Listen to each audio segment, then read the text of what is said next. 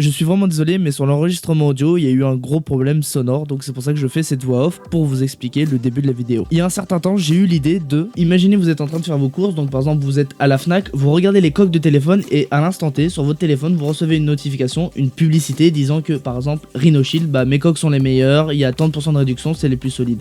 Imaginez ça, parce que tous les jours, qu'on fasse quoi que ce soit sur internet, on est suivi par les pubs. Par exemple, je vais sur Razer, un site que j'aime bien, et bah toute la semaine, voire même pendant un certain temps, je vais avoir que des pubs Razer, le nouveau clavier, la nouvelle souris, la nouvelle webcam, que des pubs de chez Razer. Alors que si par exemple je serais allé voir Logitech, bah, je vais avoir que des pubs de chez Logitech. Ça s'appelle les cookies pour ceux qui savent pas. C'est quelque chose qui vous suit un peu sur internet. Que dans cette vidéo, je vais vous parler de tout ce que j'imagine pour que cette technologie puisse exister. Donc si ça vous intéresse pas mes explications, vous pouvez quitter la vidéo. Si ça vous intéresse, bah bienvenue. Déjà, la toute première question que je me suis posée, c'est comment le système informatique du magasin va pouvoir vous reconnaître, soit vous, soit votre téléphone, pour vous envoyer une notification.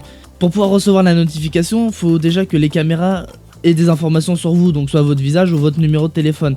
Mais des informations sur vous, ça veut dire juste la caméra reconnaît votre visage et ça a des informations genre nom, prénom, âge, sexe, mail, téléphone. Donc c'est pire qu'un épisode de Black Mirror. Le fait des suivis, parce qu'en plus, si le magasin a cette opportunité de savoir qui vous êtes dans son magasin et avoir une base de données sur vous, je suis sûr que d'autres personnes vont pouvoir utiliser ces bases de données, par exemple la police, l'État. Donc on sera vraiment suivi 24h sur 25. Dès qu'on rentre dans un magasin, si le magasin est équipé de ce genre de caméra, on sera vraiment suivi 24h sur 24. Parce que on pourra même limite aller sur un site internet pour savoir ce qu'on a fait comme parcours aujourd'hui, dans quel magasin on est allé. Enfin, je pars dans des délires quand même, mais c'est tout ce que j'ai pensé et ça pourrait devenir réaliste dans quelques années.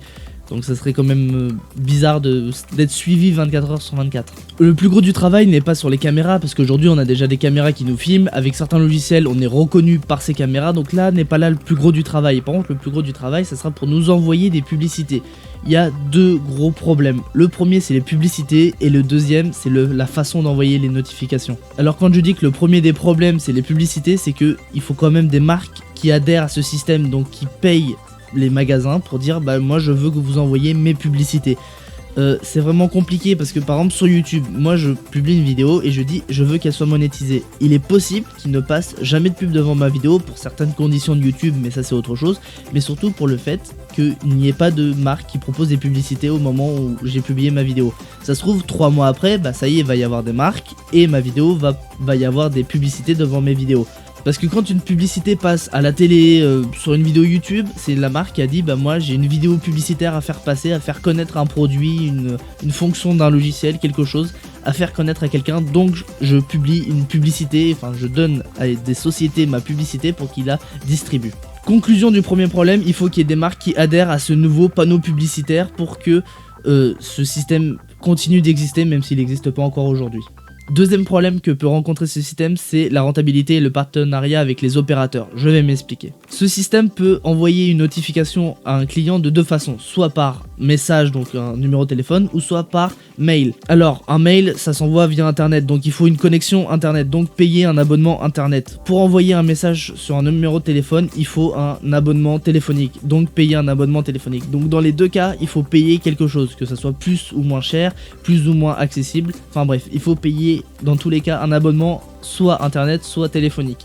Donc c'est pour ça que déjà d'une, le système va coûter cher, avec les logiciels de reconnaissance, les bases de données, surtout stocker les bases de données, je vais y revenir. Stocker les bases de données et pouvoir payer les abonnements, donc tout ça, ça va coûter cher. Donc il faut vraiment que les marques donnent beaucoup d'argent pour pouvoir mettre leur publicité. Imaginons qu'ils prennent la première solution, les mails, ils envoient juste un mail, donc les gens ne regardent pas forcément leur mail toute la journée, c'est qu'à un certain moment de la journée, donc là ça serait pas trop une bonne occasion pour eux. Et imaginons qu'ils prennent la deuxième solution par numéro de téléphone, là les gens par numéro de téléphone quand ils reçoivent un message, ils regardent un peu plus souvent dans la journée que les mails, donc ça serait la solution la plus rentable. Mais il faut que ça passe par les opérateurs, qu'il faut que les opérateurs téléphoniques soient d'accord avec ce système, qu'ils acceptent que ce genre de message passe d'un client à un autre. Donc c'est pour ça que j'ai dit qu'il faut qu'il y ait des partenariats avec des opérateurs. Imaginez qu'il y ait 3 clients qui rentrent, un chez Bouygues, un chez SFR et un chez Orange. Imaginez qu'il n'y a que Orange qui accepte ce genre de truc, bah le client chez Bouygues et chez SFR ne recevront pas de publicité. Bon, peut-être que pour le client qui rentre dans le magasin c'est bien, mais peut-être que pour le système en lui-même c'est pas du tout bien, c'est une perte de rentabilité. Conclusion du deuxième problème, c'est que en fait il faut juste que les marques donnent de l'argent pour que le système continue de fonctionner et que les opérateurs acceptent que ce genre de message continue à fonctionner. Évidemment qu'il va y avoir du stockage dans des serveurs. Imaginez qu'un client rentre, la caméra scanne le visage, c'est envoyé à un logiciel. Le logiciel dit ce visage correspond au client 9204 par exemple. Et bah va y avoir toutes les informations, comme je l'ai dit, sûrement nom, prénom, âge, sexe, numéro de téléphone, mail, ce qu'il aime bien acheter, quel genre, plein d'informations sur lui. Bah va falloir stocker toutes ces informations soit dans le magasin, soit au siège de la société pour que, via une connexion internet, que tous les magasins de France ou même d'Europe puissent lire ces données. Donc là ça fait encore une connexion internet, un abonnement payé, enfin bref. Donc va falloir stocker donc de l'espace, encore plein de data centers. Donc plein de choses compliquées et qui coûtent cher encore. Comme je l'ai expliqué dans une précédente vidéo, les data centers c'est ce qui pollue le plus, ce qui coûte le plus et ce qui est le plus efficace. Donc franchement ce système risque de coûter vraiment beaucoup d'argent. Pour que le système puisse reconnaître un client, il y a deux solutions possibles. La première c'est soit via les bases d'internet, ou soit la deuxième c'est via inscription. Je vais m'expliquer, vous inquiétez pas. Comme je l'ai dit, la première solution ce serait via les bases internet, parce que je sais pas si vous savez mais Google a des informations sur vous. Je sais plus le site mais il sera affiché ici où vous pouvez aller voir tout ce que Google a comme information sur vous. Par exemple l'âge, ils vont dire que vous avez entre 18 et 99 ans. Sur là ils prennent pas trop de risques. Mais par exemple sur d'autres informations il y a des trucs qui vont être très précis et des trucs par exemple vous aimez bien aller acheter des fleurs alors que personnellement j'achète jamais de fleurs. Donc les datas qui sont sur vous ne sont pas très précises, donc ça pourrait marcher via les numéros de téléphone qui sont inscrits partout, les mails, ça pourrait marcher. Mais moi la deuxième solution pour moi serait la plus efficace. Quand tu rentres dans un magasin, les gens te disent vous avez la carte de fidélité, si tu l'as ils te laissent passer et si tu l'as pas ils te disent bah crée une carte de fidélité, enfin si tu l'as oublié chez toi ils te rendent le nom, ils vérifient si c'est vrai, ils te laissent passer. Si tu l'as pas ils te disent bah monsieur ou madame veuillez créer votre carte de fidélité qui vous rapportera des points, et par contre en échange bah photo de vous pour pouvoir être reconnu par le logiciel, nom, prénom, âge, ce que vous aimez bien. Enfin après à mon avis ça sera des logiciels qui vous analyseront pour savoir ce que vous aimez bien acheter dans le magasin ou dans les autres magasins de la même marque, bah votre numéro de téléphone et votre mail pour pouvoir vous envoyer des notifications, des publicités. Donc pour moi c'est ça les deux solutions qui sont possibles. Donc je répète les deux solutions. La première, soit aller chercher des datas sur internet, des datas sur vous, ou créer des datas sur vous à l'entrée du magasin avec la carte de fidélité par exemple. Je sais qu'il existe probablement d'autres solutions, mais pour moi c'est les deux les plus probables solutions qui pourraient exister. Et si vous avez d'autres solutions, bah mettez-les dans les commentaires, je serais curieux de savoir ce que vous pensez qu'il pourrait y avoir comme solution. Je vais revenir sur les datas que Google a sur vous. Par exemple, moi quand je regarde une vidéo, j'ai une publicité par exemple d'un nouveau jeu qui va sortir. Et bah l'algorithme de YouTube va chercher dans ma data center qui est associé à mon compte, qui est associé à mon nom, prénom, enfin qui est associé à quelque chose et qui va voir par exemple aime bien les jeux vidéo. Et bah par exemple il a le choix soit par exemple sur une publicité de fleurs d'un nouveau magasin de fleurs qui va ouvrir dans le quartier parce qu'il sait probablement où j'habite, ou soit un nouveau jeu qui va sortir. Il va hésiter pas très longtemps parce qu'il va lire que par exemple les fleurs, j'aime pas du tout ça, il va plutôt lire, il adore les jeux vidéo, il fait que de jouer, il regarde beaucoup de vidéos dessus, il se renseigne beaucoup, donc je vais lui mettre une publicité de jeux vidéo. Par contre, si ces informations là sont fausses, par exemple il aime bien les fleurs, bah ils me mettront la vidéo du fleuriste ou justement l'algorithme hésitera entre les deux. Donc c'est pour ça que des fois vous avez des publicités, vous dites mais c'est quoi ça? Alors aussi il y a les publicités qui sont comme ça par centre d'intérêt via la base de données de Google, mais aussi il y a les publicités forcées. Qu'est-ce que j'appelle les publicités forcées? C'est par exemple je suis un nouveau fleuriste, j'ai beaucoup d'argent, je veux me faire connaître, et bah que ton centre d'intérêt soit les fleurs ou pas, je t'oblige à regarder cette publicité. Je force, je paye beaucoup, je paye cher une société pour que tu regardes cette publicité. Même si tu n'en as rien à faire des fleurs, un jour tu en auras besoin et tu penseras à moi. Donc soit il y a les publicités forcées ou soit il y a les publicités par algorithme. Pour moi ce système de publicité dans les magasins fonctionnera de trois manières. La première, dès que vous entrez dans le magasin vous recevez 50 notifications disant un fruit acheté, le deuxième offert, les jeux vidéo sont à moins 50%, tel matériel est en grosse réduction. Deuxième solution c'est pour vous faire rentrer dans le rayon, pour vous faire acheter. Dès que vous passez devant le rayon vous recevez une notification, imaginons le rayon des fruits, vous voulez pas aller voir les fruits mais vous passez devant, notification, un fruit acheté, un fruit offert.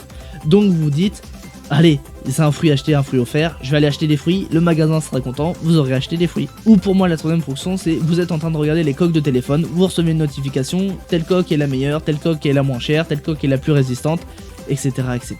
Donc ces trois fonctionnements, bah pour moi ils sont assez logiques. Mais si vous avez une quatrième fonction, une cinquième fonction, mettez-les moi dans les commentaires, je serais curieux de savoir s'il en existe d'autres. Donc je serais vraiment curieux de savoir ce que vous pensez de ce système si un jour il existe. Pour moi, d'être suivi 24 heures sur 24, clairement, je suis sûr que si ce système existe, il existera des sites sur lesquels on pourra se connecter et dire toi un tel, t'as vu, t'es allé à la Fnac, après boulanger, après t'es allé à Auchan, t'as acheté du saucisson, enfin je sais pas, mais tu pourras suivre même le détail de ce que t'as acheté. T'es allé à la Fnac, t'as acheté un casque, après à boulanger, t'as acheté une play, après à Auchan du saucisson, tu pourras avoir le détail des magasins que t'as visités, leur lieu et ce que t'as acheté. Donc d'être suivi comme ça, je préfère rester anonyme, monsieur tout le monde, personne me connaît, les publicités je les regarde si j'ai envie. Je viens de penser à un truc pour les opérateurs, ça pourra leur faire aussi de la publicité. Imaginez que les gens ne veulent pas du tout de publicité, ne recevoir aucune publicité pendant qu'ils font leurs courses. Des opérateurs vont dire non, moi je bloque. Par exemple, imaginons Bouygues Télécom bloque totalement les publicités. Et les gens vont se dire, quand je vais rentrer dans un magasin, je suis actuellement chez l'opérateur Orange, je vais rentrer dans un magasin, je vais être bombardé de notifications de publicité. Je vais aller prendre un abonnement chez Bouygues Télécom parce que là je suis sûr que je n'aurai jamais de notification. Donc ça pourrait faire aussi un sens de publicité pour les opérateurs. Donc franchement, les publicités on en bouffe tous les jours. Je fais que de me battre avec YouTube, de cracher dessus, de m'énerver limite dessus parce que YouTube, tu regardes une vidéo de 8 minutes, tu te manges 50 pubs avant la vidéo, pendant la vidéo, après la vidéo. Donc au final, tu veux regarder une vidéo de 8 minutes, tu regardes une vidéo de 8 minutes plus 1 heure de publicité. Donc ça devient vraiment très très chiant les publicités. Moi c'est ce que je pense, c'est que les publicités, il y en a trop. Je fais une overdose de publicité, enfin bref. Bon, je vais arrêter de partir dans mes explications. Si vous avez aimé cette vidéo, si vous voulez que je refasse des vidéos sur ce genre de débat, si vous voulez même que je le fasse en stream avec vous, en communication directe, en débat direct, dites-le moi tout dans les commentaires. Bon, c'est déjà la fin de la vidéo, donc si vous avez aimé, likez, partagez, commentez. Moi c'était GravePog, allez, salut.